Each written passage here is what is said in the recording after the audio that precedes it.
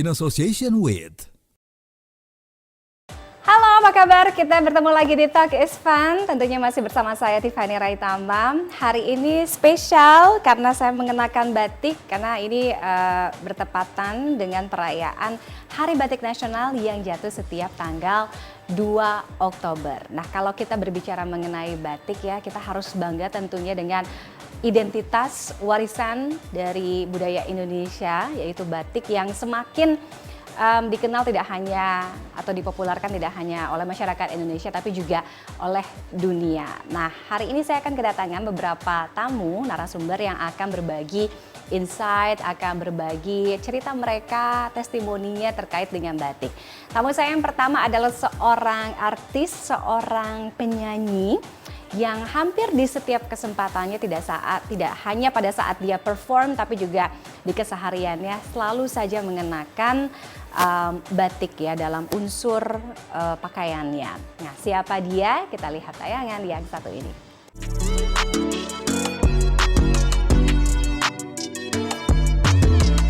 Cantik berbatik. Bagi penyanyi Andin Aisyah, batik begitu melekat dengan karakternya. Di berbagai kesempatan, Andin kerap tampil modis dengan memadukan batik dalam busananya. Tak hanya saat bernyanyi, Andin juga pernah membagikan momen dirinya menggunakan jarik saat menggendong sang anak. Yap, kecintaan dan kebiasaan Andin berbatik pun ia tularkan pada keluarganya. Kedekatan dan pengalaman Andin dengan wastra ia bagikan melalui akun media sosialnya. Di beberapa kesempatan bersama sang suami, Andin juga melakukan perjalanan ke pelosok daerah untuk melihat langsung proses kerajinan kain khas Indonesia. Andin memang menempatkan batik begitu istimewa. Sebagai warisan budaya Indonesia, Andin ingin batik semakin dikenal dunia. Batik yang identik dengan kesan kuno dan klasik bisa membuat tampilan menjadi nyentrik. Nah, bagaimana cerita Andin dalam mengapresiasi wastra Nusantara terutama batik?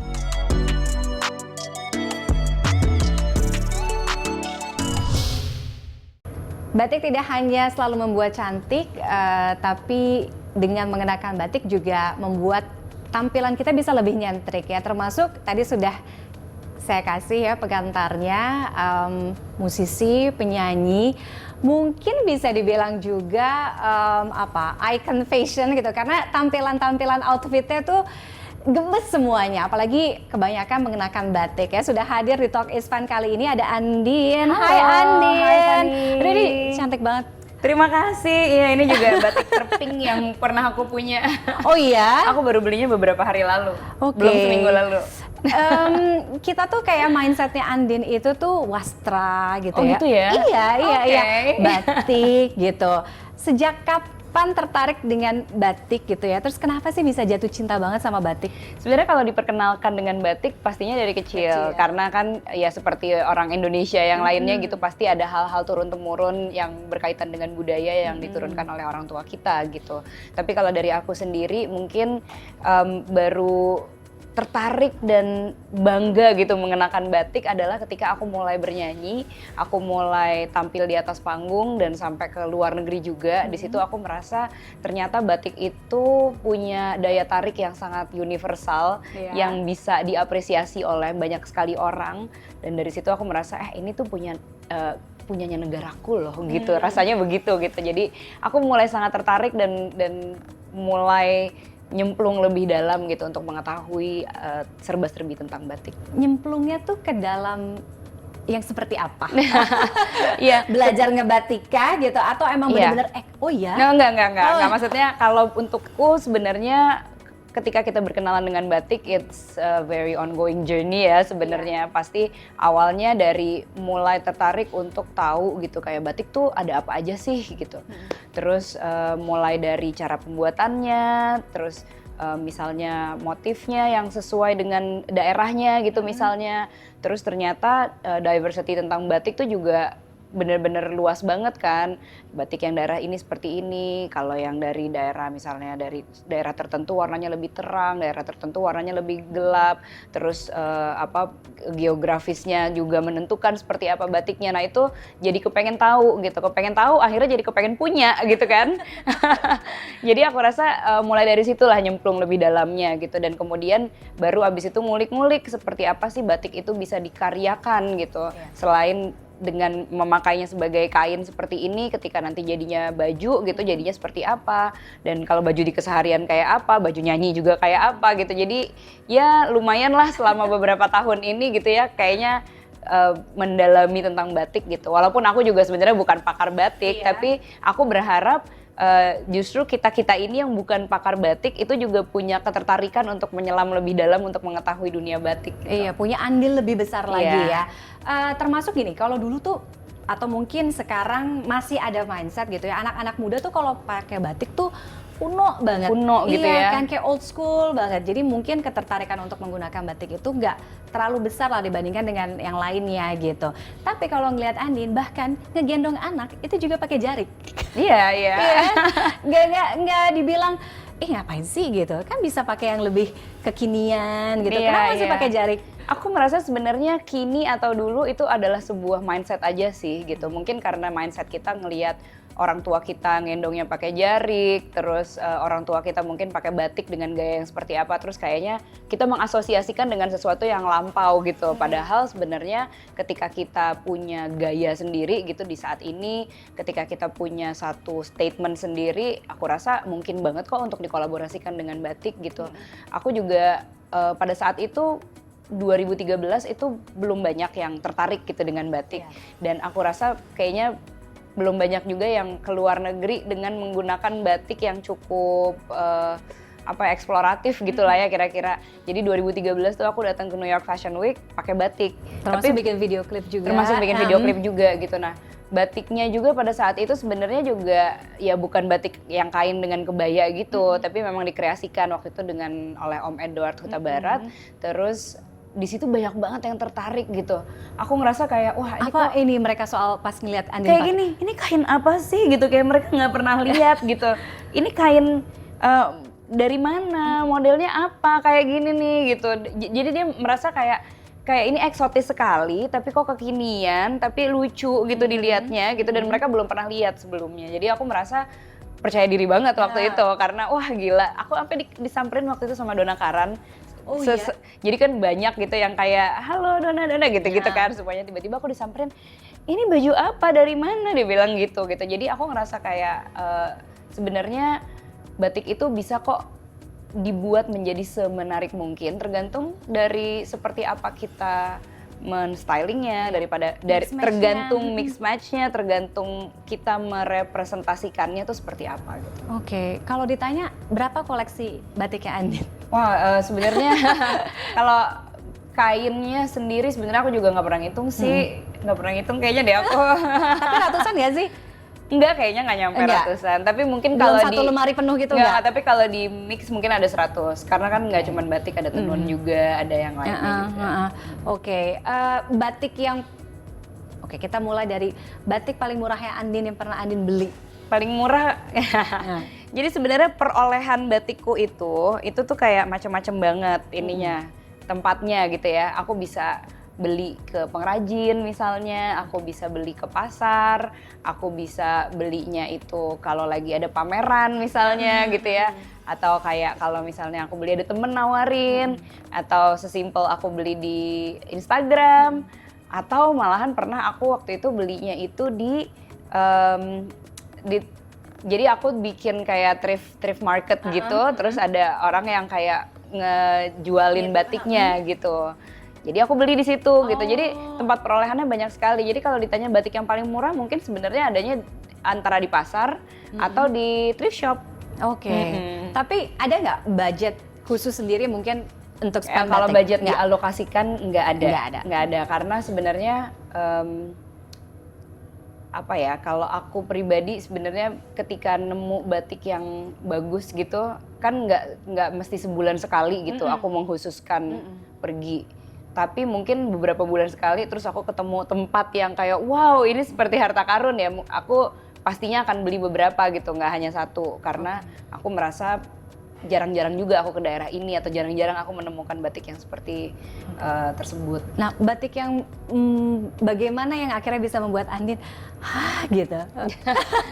Sebenarnya random juga sih, random. Tapi kalau ditanya misalnya motif yang paling aku suka sekali dengan motif parang karena dia yang paling klasik dan menyimbolkan keberanian dan kekuatan gitu ya. Tapi aku juga suka kalau misalnya ditanya dengan batik-batik yang saat ini, aku juga suka motif-motif kontemporer karena rasanya kan muda banget gitu kan. Terus aku juga suka kayak peranakan itu aku sangat cinta sekali gitu karena juga warnanya dan yang lainnya gitu. Jadi biasanya yang paling menarik perhatianku pertama kali adalah karena warna. Jadi bukan dari motifnya gitu. Warna-warna apa? Bold atau sogan gitu? Iya lagi aku tuh warna yang ini lebih ke warna yang warna-warni. Warna-warni tapi ada playful satu gitu playful ya. Tapi ada satu komposisi yang estetiknya sendirilah gitu. Ini Andin udah bawa beberapa koleksinya ya. Lemarinya nggak bisa dibawa ke sini kan? Nggak bisa. Ini tadi juga sekenanya aja. Apa yang paling berkesan dari beberapa koleksi Mungkin batik Andin? aku cerita aja kali ya. Jadi ini hampir sebulan yang lalu nih aku beli di di pameran. Waktu itu ini tuh adalah dari Jawa Barat batiknya. Ini lucu banget kan menurutku. Iya, nah ini salah satu contoh jenis batik yang sering aku gunakan gitu karena memang bahannya juga lembek gitu ya. Jadi sangat versatile untuk aku pakai. Lebih keseharian ya? Betul, di keseharian. Dan mungkin banget dipakai di dalam berbagai macam event. Nah ini adalah salah satu contoh batik lawasan yang aku beli via Instagram. Oh iya? Iya, tapi ini lawas banget. Saking lawasnya waktu itu aku sempat kayak agak nggak hati-hati di sini sampai robek. Nah tuh. Ini tahun berapa Andin? Aduh tahun berapa ya? 19. Oh 90-an? Iya maksudnya belum 2000-an? Belum. Ini lawas kok, lawas banget. Bener-bener lawas ya? Lawas, tapi aku juga lupa dari tahun berapa. Tapi yang jelas nih lihat nih waktu itu aku sempat mau giniin sampai sobek. Saking dia sebenarnya udah rapuh banget gitu. Jadi ya, kita juga ini pasti cukup jarang banget dipakai. Hati-hati. Iya jarang sekali dipakai. Bener-bener hanya di kesempatan tertentu gitu. Yang ini seru karena ini batik ini dari Obin, cuman aku dapatnya waktu itu di thrift market. Oh iya? Jadi harganya sangat-sangat terjangkau. Thrift market di mana? Di sini kan? Di sini. Jadi kayaknya ada orang yang emang ya mungkin udah nggak membutuhkan gitu. Aku siap menjadi rumah keduanya. Tapi ini bagus banget. Ya ini. Iya, ini lebih apa bahannya gitu. ya, lebih ada. Nah, ini adalah contoh batik ini yang waktu itu aku pakai waktu nikahan. Yang ini. Tuh, jadi atasnya tuh kayak pakai baju kebaya encim gitu. Ini bukan warisan ya? Turun-temurun mama gitu. Bukan, tapi benar-benar ini menarik sendiri banget karena ada sentuhan warna merahnya di sini. Yang waktu itu aku pakai waktu nikahan. Ini dulu. pas nikahan. Iya, jadi kembaran. Ada satunya lagi tadi yang tadi. Yang ini aku gambar bunga-bunga, yang suamiku gambarnya kayaknya burung deh waktu itu. Ini juga nemuinnya di mana? Ini juga waktu itu kita hunting kain, aku lupa ya di mana, tapi kita hunting. Dan ini kainnya juga bukan kain baru, ini kain lawas juga. Kain lawas, iya kelihatan kain sih. lawas, betul, dari kelembekannya. Dan ini Andin baru banget nyanting? Iya betul, kemarin aku sempat ke Kudus, ini salah satu batik yang aku beli di sana juga, ini batik cap. Terus waktu itu berapa hari lalu ya, kayaknya sekitar 4 hari lalu lah gitu aku ke Kudus, terus mau nyobain gak nyanting gitu, mau deh gitu. Jadi ini adalah itu yang pertama bukan dong? Kedua pernah, cuman yang pertama kayaknya nggak sampai diwarnain, dijadiin karya gitu. Bikin segini berapa lama? Nggak lama sih, cuman maksudnya sebenarnya ini banyak hal-hal yang bleber dan segala macam. Cuman aku pengen bilang juga ke teman-teman semuanya, cobain deh kalau misalnya lagi ada kesempatan gitu ya main ke daerah yang banyak pembatik di sana gitu, pengrajin, cobain untuk mungkin experience nyanting atau mungkin ngecap gitu. Karena sebenarnya kita tuh jadi ngerasa gini loh, oh iya ya ternyata nggak boleh lo nawar sampai segitu-gitunya. Boleh perempuan. nawar, tapi kalau sampai tega banget, aduh gitu rasanya. Karena sebenarnya ya ini cuman proses sekian menit gitu, nggak nyampe sejam. Cuman kalau kita lihat kemarin sempat ada batik-batik tertentu yang harganya cukup mahal gitu ya, dan aku tanya ini berapa lama bikinnya, 3 bulan, ada yang 4 bulan gitu. Bayangkan dalam waktu yang segitu lama mereka hanya membuat satu batik itu gitu kan, ya jelas harganya menjadi mahal gitu, karena selain membutuhkan waktunya, itu ketelitiannya juga benar-benar luar biasa banget. Iya, karena itu mungkin yang banyak orang kadang-kadang kepatoknya tuh harga. Iya selalu Iya, bilang, betul, iya kan betul. selalu bilang kenapa sih kok mahal banget gitu? Itu kayaknya lebih mahal daripada atau sama mahalnya dengan Tas, harga, dengan tas. iya kan, atau harga-harga brand gitu Iya. kan, dari fashion designer yang lebih ini gitu. Itu kan kayak cuman batik gitu. Nah itu pemahaman itu yang mereka tidak mengerti hulu ke hilirnya. Betul, karena kan memang ada proses di situ yang tidak mudah. Tapi sebenarnya kita juga bukannya pengen nakut-nakutin, makanya sebenarnya kan macam dan ragam batik itu banyak sekali gitu. Seperti yang aku pakai ini juga harganya ini sangat-sangat terjangkau, harganya 200.000. Menurut aku terjangkau dong. Oh iya. Iya, gitu. Satu kain. Dan Andin kebanyakan lilit Iya, benar-benar. aku kebanyakan memang batik kain-kain ini tidak aku jadikan rok atau gimana gitu, supaya aku tetap bisa makainya dengan berbagai macam cara. Dengan kain yang sama ini kan sekarang lagi aku lilit menjadi kain gini, tapi kalau di lain kesempatan misalnya aku pakai celana terus ininya dijadiin rok luaran bisa aja, atau ini dijadiin dress bisa gitu. Jadi tidak merusak si batiknya sendiri gitu, kalau aku sukanya begitu. Kita bilangnya Andin tuh modis lah. Kamu ngerasa modis gak sih? Aku seneng mix and match, dan seneng kalau bisa make sesuatu yang ada gini, gitu kayaknya. Soalnya orang tuh, aku belum pernah lihat ini dipakai orang, terus kok ternyata bisa gitu. Oh, oke. Jadi ya udah pokoknya hasil kreasi sendiri aja Hasil kan. imajinasi. Hasil imajinasi Iya, sendiri gitu. betul. Tapi kadang kalau misalnya IG-nya tuh kayak kok bisa ya gitu. Yaudah deh niruin Andin gitu. Kayak seneng gitu ngelihat dengan mix match yang serba unik gitu. Oke. Mimpi sebelum nanti kita mimpi soal batik, mimpi Andin sendiri yang juga mungkin akan bisa membawa batik vibes-nya ke dalam konsernya. Karena dalam waktu dekat ya kan November ini Andin akan adakan Konser 25 tahun berkarya. 25 tahun Betul. Suara Asmara. Betul. Iya kan? Apakah juga nanti kita akan melihat nuansa batik di sana yang lebih yang lebih tradisional gitu, etnik? Kalau nuansa batik di konsernya nggak ada, tapi di luar konsernya ada. Karena memang aku melihat konser ini sebagai satu kesatuan antara yang ada di dalam dan teman-teman semuanya yang akan ada instalasi di luar lah gitu. Jadi kebetulan aku juga punya sebuah yayasan, jadi social enterprise saat ini namanya adalah Setali Indonesia. Nanti Setali juga akan mendisplay beberapa karya yang termasuk juga batik di luar. Apa yang menggerakkan Andin? Oke, ini kayaknya saatnya aku bikin konser. Jadi ini sebenarnya adalah konser kedua yang pernah aku buat. Memang ini adalah milestone ya menurutku, karena tadinya di 15 tahun, kemudian 10 tahun berikutnya aku membuat di 25 tahun, dan angka 25 ini memang pas banget lah kalau menurut aku, dari seperempat abadnya. Kemudian di tahun ini pun aku juga usianya 40 tahun gitu, jadi semuanya tuh rasanya seperti pas gitu.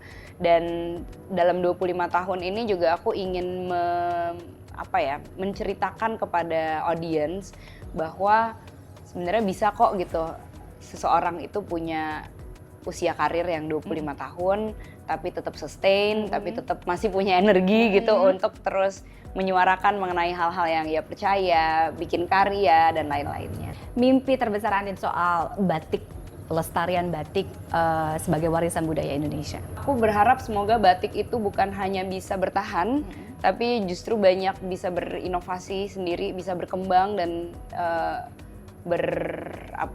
berevolusi menjadi berbagai macam wujud. Kemudian aku juga bermimpi batik itu bisa diakui secara internasional gitu ya, seperti kain-kain yang lain dari seluruh dunia ini. Mungkin saat ini sudah diakui, tapi kepengennya sih lebih lebih tenar lagi lah gitu. Seperti kalau ngelihat dari negara lain kan mungkin ada kain A, kain B gitu ya. Kemudian itu harapannya di luaran gitu. Tapi aku juga berharap untuk kita semua para generasi muda semoga bisa terus mencintai batik, bisa terus meyakini bahwa batik itu adalah bagian dari sejarah kita, bagian dari kebudayaan kita, bagian dari nenek moyang kita yang harus kita jaga juga sampai nanti-nanti. Jadi ada di tangan kita tuh bagaimana caranya kita bisa terus melestarikannya, bisa kita terus untuk membicarakan mengenai batik di dalam ruang lingkup kita sehari-hari, bagaimana kita bisa terus membawa batik dalam conversation bersama anak gitu. Jadi banyak sekali yang bisa kita lakukan. Oke, thank you for sharing Andin. Sama-sama, terima Sukses kasih untuk banyak. Suara Semaranya, Thank you so konsernya much. 15 November ya. 15 November. 15 November Suara Semara. Mudah-mudahan bisa kita jadikan inspirasi juga ya untuk pengembangan batik ke depannya untuk semakin dicintai lagi oleh masyarakat Indonesia dan tentunya juga dunia. Dan usai jeda berikut kita masih akan kembali kita dengar cerita lainnya soal batik dari tamu saya. Tetaplah bersama kami di Talk is Fun. Batik kan masuk dalam kategori budaya tak benda. Iya, warisan budaya tak benda. Warisan budaya tak benda. Itu udah dipatenkan sama UNESCO. Itu bukan kain ya, karena tak benda. Kalau kain kan benda. Benda. Tak benda itu adalah orangnya, culture-nya, tekniknya.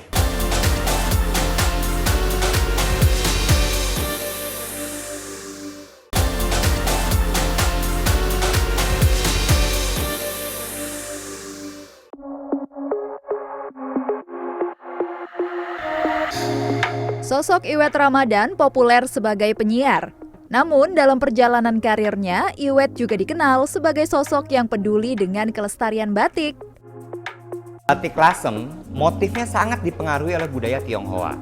Iwet mempopulerkan batik dalam bentuk yang lebih kekinian melalui bisnis usaha fashion dengan memproduksi kaos bermotif batik. Pendekatan dan pendalaman yang Iwet lakukan terhadap batik, ia lakukan dengan menelusuri sejarah kain batik ke beberapa daerah. Gue ceritain soal canting ya. Ketetapan UNESCO menjadikan batik sebagai warisan budaya tak benda bukan karena kainnya, melainkan nilai filosofi yang terkandung dalam motif batik. Bagaimana proses perjalanan Iwet jatuh hati dalam melestarikan batik?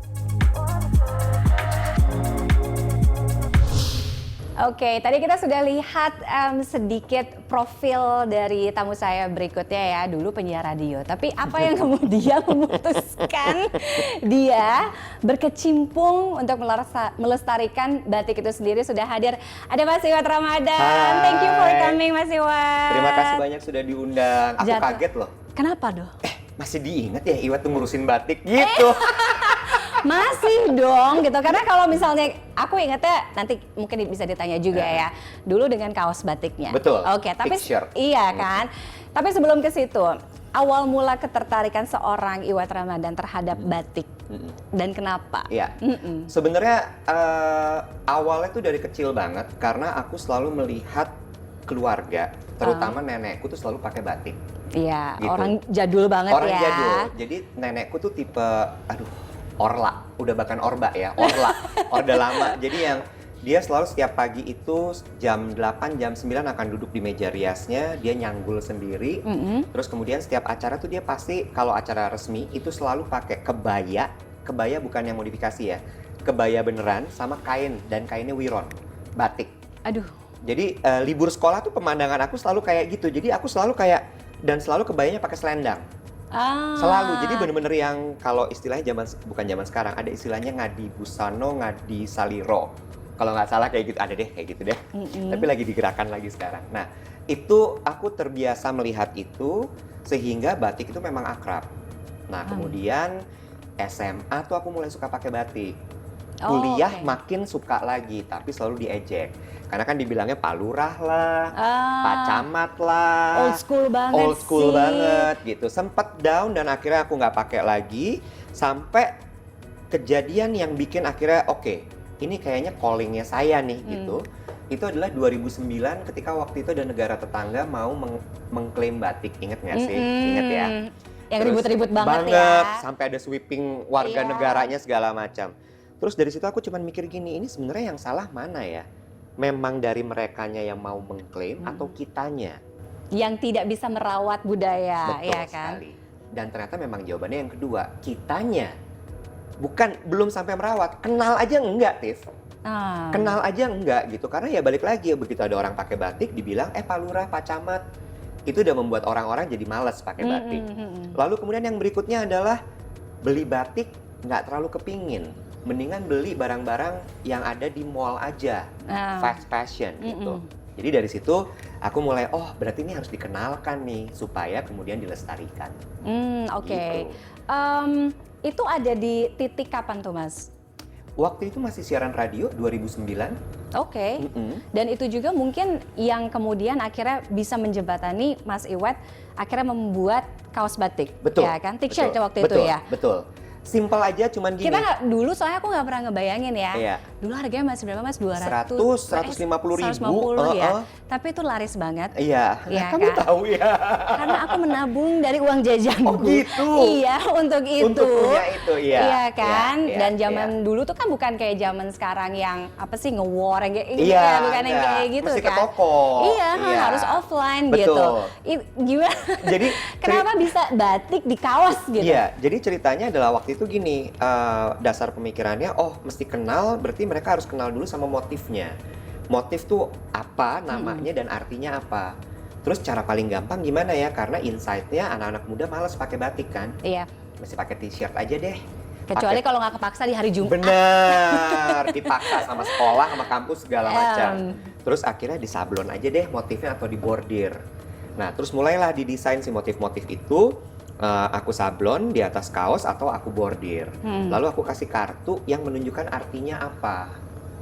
Gitu. Jadi 2009 itu aku udah mulai bergulat dengan mencari arti-arti motif sebelum Gita Hatta hadir memakai kain slobok.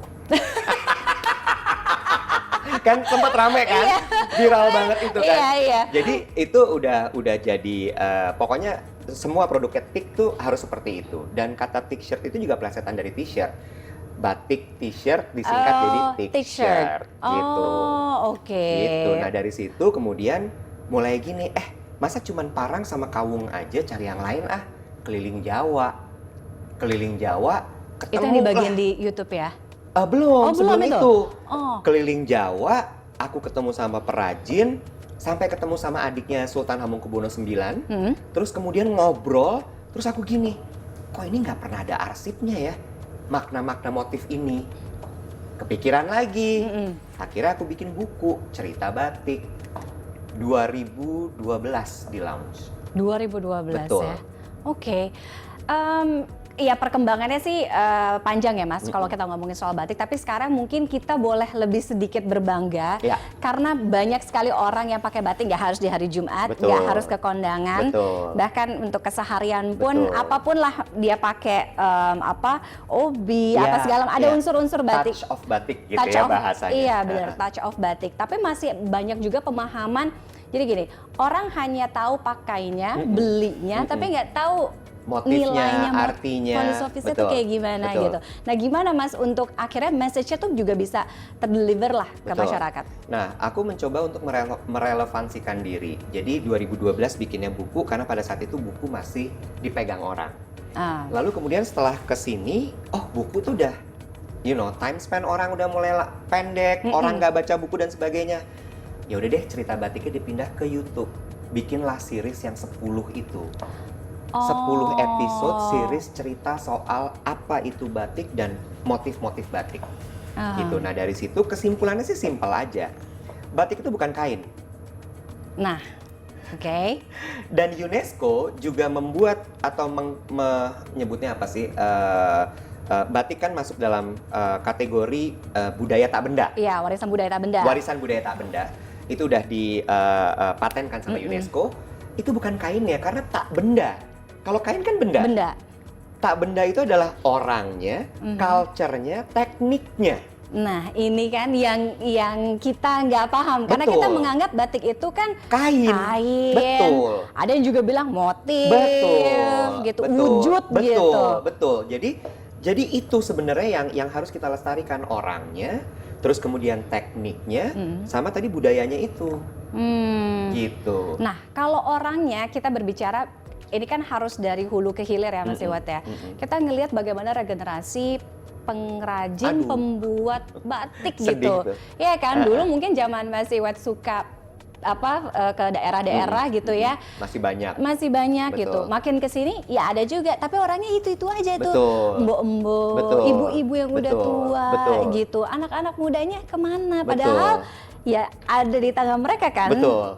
Itu mungkin bisa dilihat di YouTube-nya aku juga yang ada satu episode yang sama Nicholas Saputra. Oh iya. Iya kan? Jadi Kalau aku- Nicholas kita cepet Mas.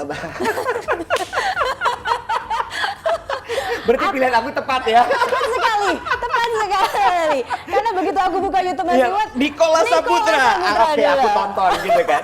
Jadi Niko tuh baik sekali loh. Dia waktu itu mau diajak ke Lasem gitu ya. Diajak ke Oh, Lasem. itu Lasem ya? Itu Lasem. Mm-mm. Terus kita ketemu sama Pak Gunawan. Aku kalau nggak salah Pak Gunawan. Terus kemudian ngobrol gitu ya. Yang aku bikin ngobrol Nikonya bukan aku. Jadi Niko ngobrol sama Bapak, terus dia gitu ditanya, "Pak, apa kesulitannya?" Terus si Bapak bilang, "Tidak ada yang mau melestarikan teknik batik sehingga batik bisa punah." Wah gila, itu Niko diam langsung gitu. Karena anaknya nggak mau. Udah berkali-kali pulang, urusin batiknya Bapak, nggak mau. Sama sekali. Sama sekali. Aku ke Pekalongan ngobrol-ngobrol sama Ini ibu. baru satu kepala atau Baru keluarga satu, ya? betul. Mm-mm. Baru satu. Lalu kemudian aku ke Pekalongan dan itu rumah pembatikan besar loh sebenarnya. Oh iya. Iya, bukan yang Oh. batik kecil gitu, enggak. Ini emang rumah pembatikan besar turun-temurun. Terus aku ke Pekalongan. Terus aku tanya sama ibu-ibu yang ngebatik, "Bu, anaknya ngebatik nggak?" "Oh, mana mau." Mereka lebih milih untuk jadi kasir di minimarket. Atau kerja di pabrik. Karena mereka pikir ngapain gue kerja berjam-jam duduk dengan asap segala macem. Iya, satu kain tuh bisa 3 bulan kali itu 6 kan? bulan, 3 bulan. Dan dapatnya juga nggak sebanding gitu menurut mereka ya. Jadi dari situ makanya harus dilestarikan. Oke. Nah, setiap orang punya caranya sendiri-sendiri untuk melestarikan batik. Kalau Mas Iwat, yang aku suka mungkin juga teman-teman pernah baca atau pernah dengar ya, melalui gerakan ibu-ibu di Rusun, Betul, ya kan? betul. Dimulai dari Marunda, Betul. ya kan? Kemudian berkembang ke beberapa rusun gitu. Kenapa Mas Oke. memilih ibu-ibu rusun? Jawabannya gini, mungkin karena aku backgroundnya sekolahnya desain arsitek kan soalnya. Oke. Jadi setiap kali design thinking itu kan selalu berangkat dari permasalahan dulu, baru kemudian dengan kreativitas kita memberikan solusi gitu. Dan tetap solusinya inline dengan apa yang jadi passion aku, yaitu batik tadi. Terus backgroundnya tuh gini, di Rusun itu ada banyak sekali masalah sosial gitu ya. Kayak nggak bayar listrik, nggak bayar sewa, nggak bayar air. Intinya adalah masalah kesejahteraan lah. Terus aku pikir gini, diapain ya nih ibu-ibu gitu ya. Terus, kalau dikasih keterampilan kira-kira bisa nggak ya? Jadi kita ajarin mereka, begitu hasilnya ada, kita ambil, kita beli, bukan diambil. Kita beli, lalu kemudian kita jual lagi. Supaya berputar, karena kalau nggak sustain kan. Emang susah sih gitu. Terus, singkat cerita terjadilah. Ternyata mereka tertarik, mereka mau, terus kemudian bisa. Oke. Bisa, terus terjual. Nah, terus dari jadi situ aku- udah hasil nih ya. Betul, dari situ aku gini, wah ini 3 halnya berarti masuk nih. Melestarikan tekniknya, terus kemudian orangnya, sama budayanya. Jadi masuklah itu semua, jadi aku pikir, oh ini kayak lebih make sense dibandingkan punya brand fashion ya. Karena yang Memberdayakan ya. betul, jadi yang itu benar-benar kepuasan buat aku gitu. Tapi Mas Iwat ikut pernah belajar membatik gak? Pernah. Gara-garanya waktu zaman TIK itu, aku kan beberapa kali show di Jakarta Fashion Week. Terus balik lagi nggak mau biasa. Kalau orang kan cuma ambil aja dari perajin dibikin jadi baju. Kalau aku nggak mau, aku pingin bikin motif sendiri. Oh, Jadi aku bikin motif sendiri. uh-uh. Desain aku yang bikin kan, wah berasa desainer gue bisa nih bikin motif batik gitu ya. Terus aku bawa ke Jogja ke perajin. Waktu itu Winoto Sastro. Oke. Terus kemudian aku bawa ke sana, Bu, saya mau bikin motif kayak gini. Ribet banget karena nggak tahu teknik. Terus ibunya cuma bilang gini, ya. Ya udah, bikin aja di belakang. Dalam hati gini, nggak gitu cara mainnya, Bu. Saya kasih ibu, saya kasih order, ibu bikin. Bukan saya. Bukan saya yang bikin, ibunya juga nggak terima. Cobain dulu, Mas, bikin di belakang. Harusnya cuman perginya weekend, Jumat, Sabtu, Minggu pulang. Karena kan jadinya? cuma order dong. seminggu aku di Jogja. Jadi bener ke belakang tuh? Ke belakang, aku ngebatik mulai dari nyanting sampai warna. Hari ketiga, hari keempat gitu ya, hari Senin gitu, aku balik lagi terus dia cuman gini, gimana mas? Susah banget bu, lemes. Terus dia cuman gini, itu mas, nggak segampang itu, harus dipikir warnanya itu pakai warna apa, karena merah nggak bisa ketemu sama biru, hijau nggak bisa ketemu sama Jelimet ini. ya?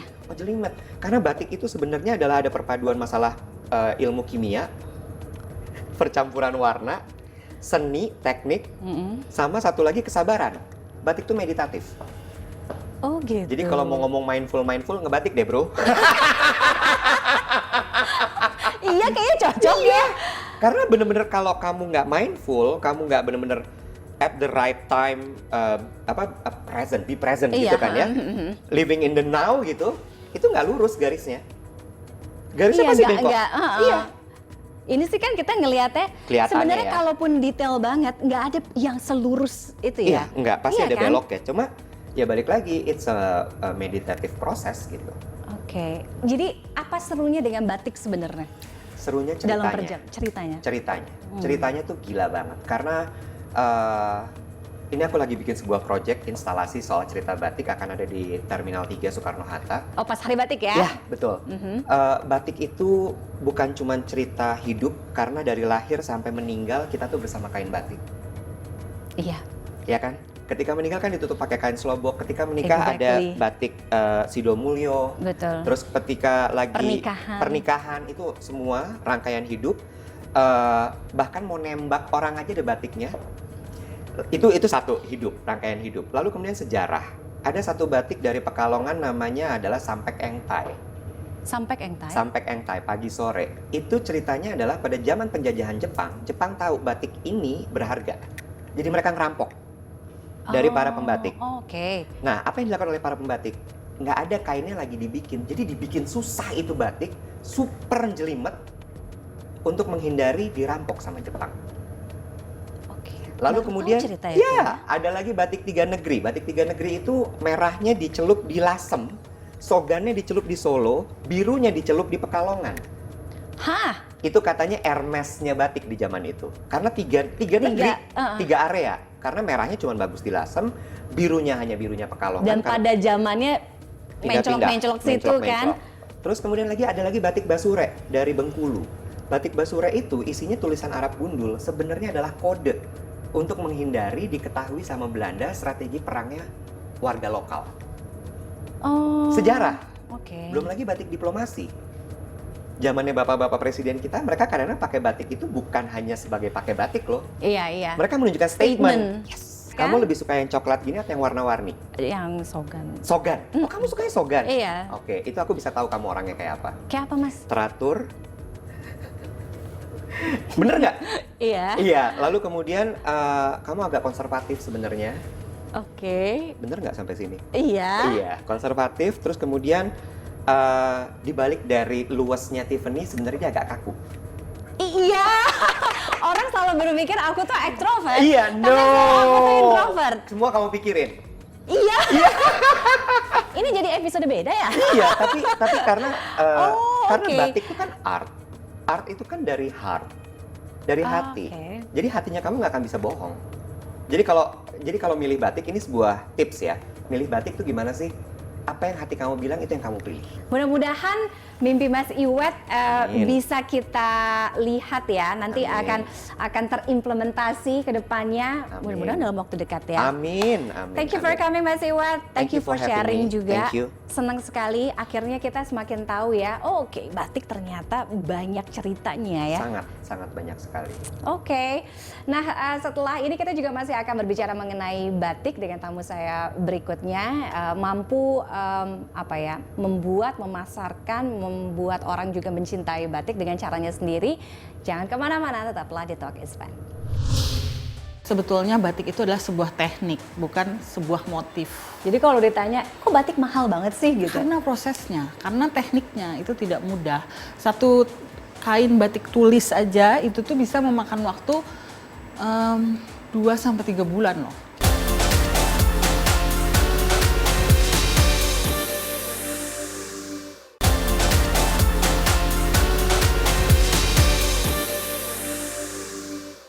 Masih bersama saya Tiffany Raitama di Talk is Fun. Kita masih ngomongin soal batik ya. Kalau kita berbicara soal batik ini, batik bukan hanya sekedar kain ya bermotif cantik, tapi juga warisan yang harus dijaga, harus dilestarikan. Termasuk oleh salah satunya tamu saya berikut ini yang sangat mampu mengemas, mempopulerkan batik agar bisa tetap relevan mungkin dengan zaman kekinian dipakai oleh generasi muda. Sudah hadir bersama saya ada Amanda Hartanto. Hai Mbak Amanda.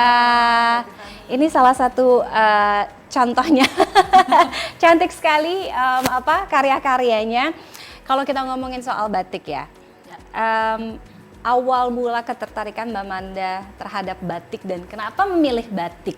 Karena kan mungkin kalau dulu ya batik kan tidak sepopuler sekarang, jadi artinya tidak terlalu banyak dilirik karena mungkin terlalu klasik, terlalu kuno gitu Mbak. Iya, jadi ya sebenarnya lucunya adalah waktu kuliah tuh batik aku tuh ngulang loh, nilainya D.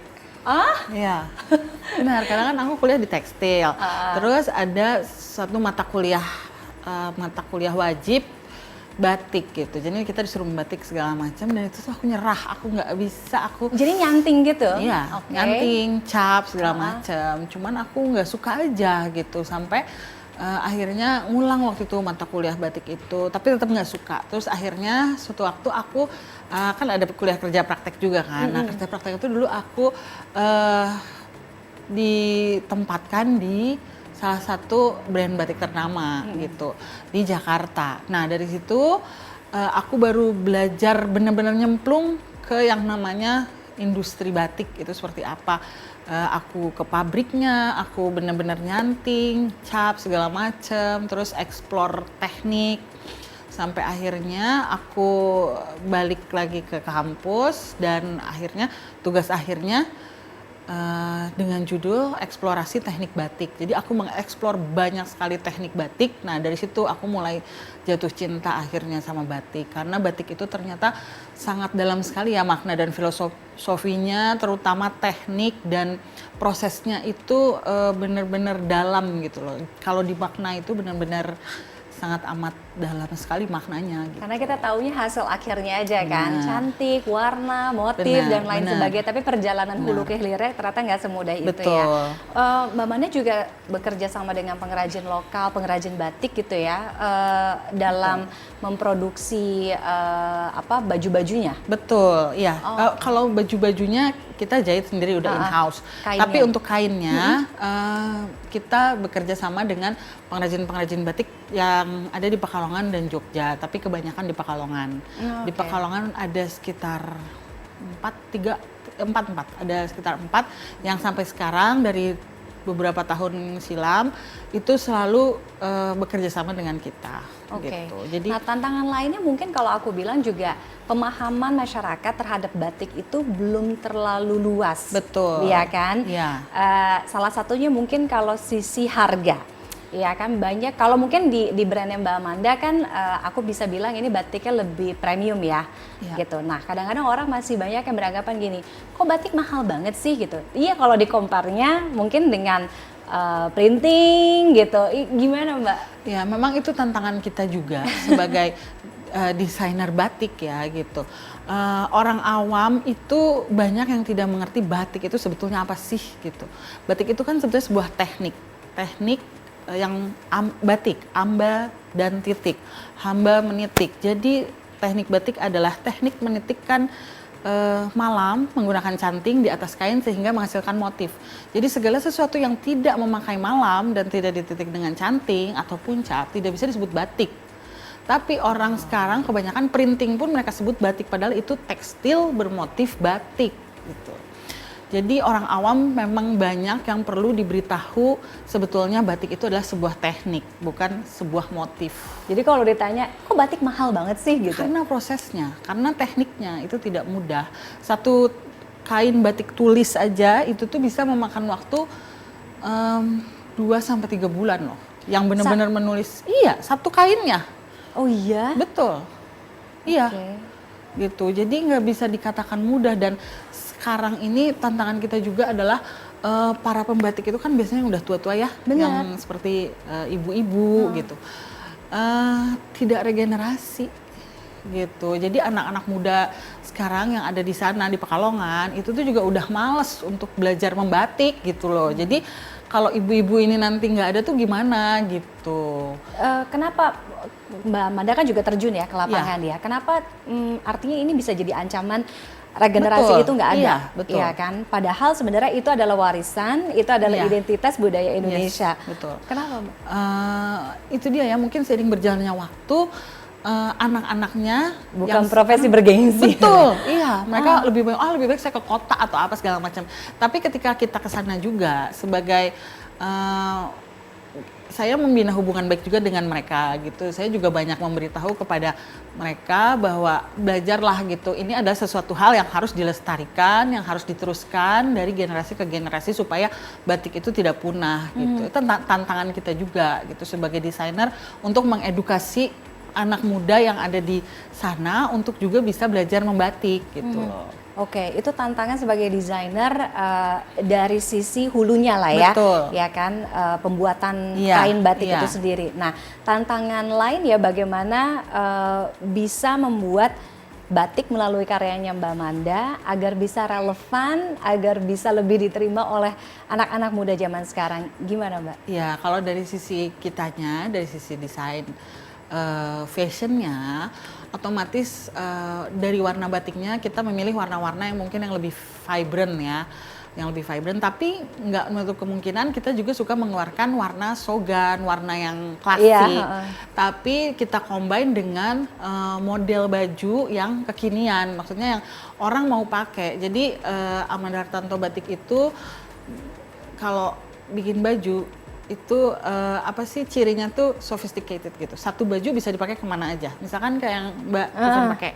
Kita yang punya budaya itu, kita punya warisan itu, kalau bukan kita yang jaga dan kita yang menghargai ya kan, Iya. gimana orang lain juga bisa menghargai itu ya. Betul. Oke.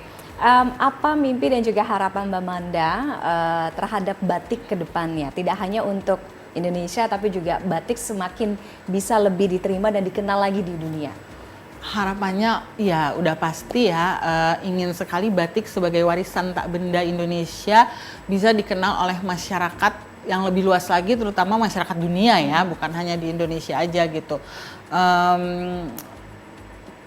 Harapannya sih supaya kita sebagai generasi muda itu juga nggak lelah-lelahnya untuk bisa terus memakai batik, bisa terus membudayakan memakai batik supaya orang-orang yang ada di sekeliling kita bahkan sampai di mancanegara pun bisa melihat bahwa kita begitu mencintai warisan budaya kita, supaya mereka juga mencintai batik itu sendiri. Kalau nggak dimulai dari kita, gimana mereka juga mau mencintai dan melihat batik itu sesuatu yang harus dipertahankan gitu. Oke.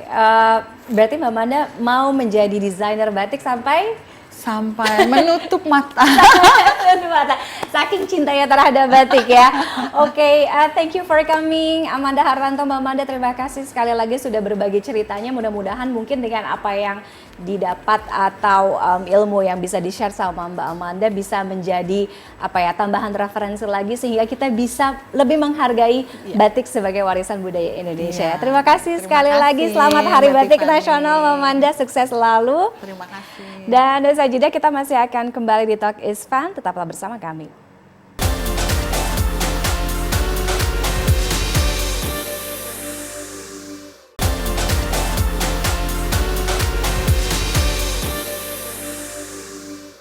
Kembali lagi di Talk is Fun. Sekarang saya mau kasih referensi dari dunia hiburan, teknologi, olahraga, dan juga lifestyle seperti biasa dari cnnindonesia.com dalam Hot Picks, Hot Topics. Oke, yang pertama dari dunia hiburan untuk Anda pecinta drakor, mungkin sekarang yang lagi hits banget ya, ada salah satu drakor yaitu Bon Appetit Your Majesty. Saya punya referensi lainnya 5 drakor time traveler kerajaan selain Bon Appetit Your Majesty. Ini dia, time travel menjadi salah satu genre yang kerap ditemukan ya dalam kisah drama Korea. Nah, salah satunya mungkin yang sekarang ada Bon Appetit Your Majesty, di mana drakor ini menceritakan koki perempuan bernama Yeon Ji-young yang diperankan oleh Yoona. SNSD ya tiba-tiba melakukan perjalanan waktu ke dinasti Joseon. Ia pun menjadi koki dari raja yang dikenal tiran bernama Ihon, diperankan oleh Lee Chae-min. Nah, sebelumnya ada juga nih beberapa drakor populer yang mengangkat kisah time travel seperti Mr. Queen, ada Moon Lovers, Scarlet Heart Duo, Splash Splash Love, dan juga Time Slip Dr. Jin. Oke, bergeser berikutnya dari teknologi ya. Coba ya kalau HP-nya atau gadgetnya mungkin kepenuhan memorinya, coba deh hapus beberapa aplikasi yang bisa aja mungkin ini yang bikin HP Anda jadi full memorinya. Masalah umum di HP adalah lemot ya, sering disebabkan oleh memori HP yang penuh. Jadi penggunanya harus memilih aplikasi nih, mana yang perlu dihapus, mana yang enggak. Ada 3 jenis aplikasi yang bisa jadi pilihan, yaitu aplikasi bawaan yang dapat dihapus melalui pengaturan aplikasi perangkat. Namun ada juga beberapa aplikasi yang mungkin memerlukan metode lanjutan seperti routing. Ada aplikasi peningkat performa seperti menghemat baterai atau juga mengoptimalkan game, dan juga ketiga aplikasi dengan fungsi sama. Nah berikutnya dari dunia olahraga, kadang-kadang emang yang over itu nggak bagus ya, termasuk yang berikut ini ada overtraining syndrome. Jadi bahaya sering olahraga jadi lupa deh kita untuk rehat alias istirahat. Jadi olahraga yang jika dilakukan terlalu sering terus-menerus tanpa ngasih waktu istirahat ke badan kita yang cukup, yang ideal ini justru bisa menimbulkan kondisi yang biasanya disebut dengan overtraining syndrome. Nah tandanya apa? Performa menurun, gampang banget capek, tidurnya jadi keganggu, kemudian nyeri otot atau sendi yang menetap, risiko cedera tentunya, bahkan gangguan mood. Organisasi Kesehatan Dunia WHO ini merekomendasikan orang dewasa itu berolahraga 150 sampai dengan 300 menit per minggunya dengan intensitas sedang atau 70 sampai 150 menit per minggu dengan intensitas berat. Kita bergeser selanjutnya ke lifestyle. Mungkin kalau selama ini kita mengenal ada tipe kepribadian, ada extrovert, ada introvert. Nah sekarang ada nih yang baru, namanya outrovert. Mungkin Anda salah satu yang outrovert. Apa itu outrovert? Kita lihat. Kepribadian kini nggak hanya extrovert, introvert. Jadi seorang psikiater menemukan kepribadian baru namanya outrovert. Jadi outrovert ini umumnya bisa berinteraksi dengan kelompok sosial yang besar, tapi bukan berarti ya mereka ini terhubung dengan kelompok ini. Nah orang-orang seperti ini tuh lebih suka melawan arus dan cenderung memiliki pola pikir berbeda dari sebagian masyarakat. Sebagai akibatnya, orang outrovert sering merasa sulit menyesuaikan diri dengan lingkungan atau dunia di sekitarnya. Namun, mereka sih biasanya lebih ke cenderung pemikir bebas, lebih mandiri, dan juga imajinatif. Oke, apakah Anda termasuk yang outrovert, introvert, extrovert? Coba dipikir-pikir dulu ya, dites dulu mungkin kepribadian Anda. Tapi sayangnya ini sekaligus menutup Talk is Fun di episode kali ini. Kita masih akan ketemu lagi minggu depan di episode lainnya dengan tamu dan juga konten yang tentunya tidak kalah menarik. Saya Tiffany Raitama, sampai jumpa. Oke, thank you Andi. Kan jadinya banyak kan? Gimana kalau kita fotonya berdiri aja? Kita boleh minta tolong nggak? Halo, apa kabar? Salah lagi.